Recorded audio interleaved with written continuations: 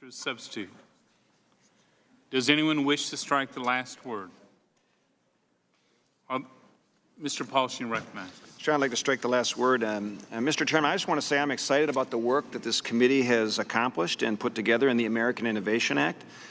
It's because innovators and entrepreneurs and startups should be the backbone of economic growth in the United States. And a study by the McKinsey Global Institute in March of 2017 finds that advanced economies rely on productivity gains far more than increases in labor supply to drive economic growth.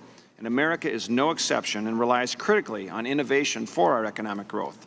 Technological progress boosts productivity, which results in higher growth, higher wages, and better living standards for all Americans, and so we all stand to benefit.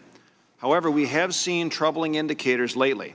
Bloomberg recently reported that the United States dropped out of the top 10 in its 2018 Bloomberg Innovation Index for the first time in 6 years. Now, I believe this drop in the rankings is not a result of a lack of American ingenuity. Rather, it is a result of a government framework that is often playing catch-up with industries and keeping too tight a leash on our best and our brightest.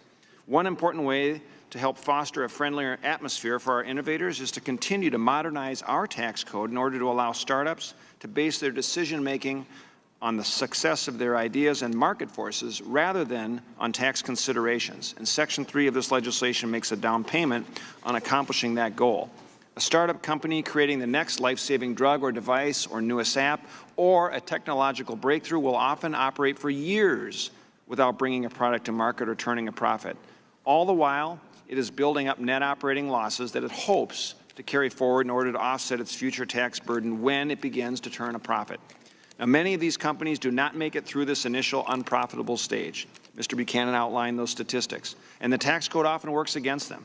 The current Section 382 rules discourage startups from raising much-needed capital from investors because that investment could trigger an ownership change which would seriously reduce the value of its net operating losses. This legislation, it takes a step in the right direction. It allows these startup companies to exempt all of its startup losses from the time of incorporation until the end of the 3-year period after it becomes an active trade or business from the Section 382 limitations. Additionally, this legislation will allow the startup to take on capital from investors without worrying about triggering the ownership change limitations that exist in our current tax code. So these changes will allow these new businesses to focus on their work at hand rather than spend time worrying about arcane tax law that can punish their success. Mr. Chairman, I have letters